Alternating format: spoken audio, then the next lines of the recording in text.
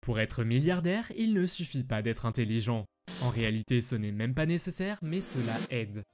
En effet, avec un QI élevé conjugué à un bon sens des affaires, vous pouvez amasser beaucoup d'argent.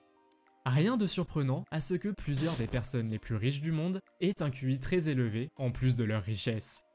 Si vous vous demandez ce qu'est le QI, c'est l'abréviation de quotient intellectuel, et c'est le score total résultant d'un ensemble de tests standards visant à mesurer l'intelligence humaine. Le QI moyen est d'environ 100. Aujourd'hui, nous allons découvrir le QI de certains milliardaires et analyser s'il existe un lien entre intelligence et solde bancaire. Mais avant de commencer, assurez-vous de vous abonner et d'activer la petite cloche pour ne pas manquer nos prochaines vidéos. Luxy. Bill Gates a longtemps été le plus riche homme de la planète. Il pèse aujourd'hui environ 131 milliards de dollars. Notoirement connu comme l'un des cofondateurs de Microsoft, Gates s'est maintenant mis en retrait pour se consacrer à des projets tels que la fondation Bill et Melinda Gates.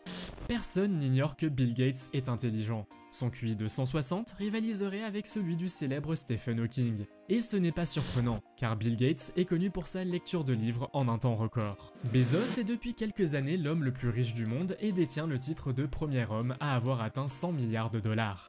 Le propriétaire d'Amazon est diplômé de Princeton et les employeurs se précipitaient pour l'embaucher à sa sortie de l'université. Mais il a opté pour une start-up de télécommunications avant de passer à Wall Street et de monter dans son garage une petite librairie en ligne, qui propose aujourd'hui pratiquement tout ce que l'on peut nommer.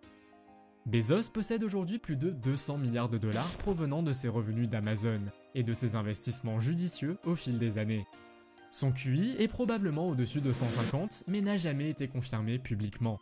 Avec sa participation au programme pour surdoués de l'école élémentaire de River Oaks, son obtention du Silver Knight Award et son diplôme de Princeton, on a du mal à imaginer que son QI soit inférieur à 150. Musk a été comparé à un vrai Iron Man, car sa richesse et sa passion pour l'ingénierie lui ont permis de concevoir des voitures, des fusées et même un lance-flammes. Après avoir décroché sa licence à l'université de Pennsylvanie, il est accepté pour un doctorat en physique énergétique et sciences des matériaux à l'université Stanford en Californie. Tout comme Gates, il a abandonné ses études pour faire carrière dans la technologie. On estime le QI d'Elon Musk à 155 au vu de ses tests d'aptitude antérieurs, de son aptitude à lire et à appliquer des informations techniques et de sa capacité à exploiter les chiffres pour apporter des changements procéduraux uniques dans le monde d'une industrie complexe. À 90 ans, cet investisseur a des décennies d'expérience et cela a payé. La finance et le business ont toujours intéressé Buffett et son parcours le prouve. Il investissait déjà en bourse à l'âge de 11 ans.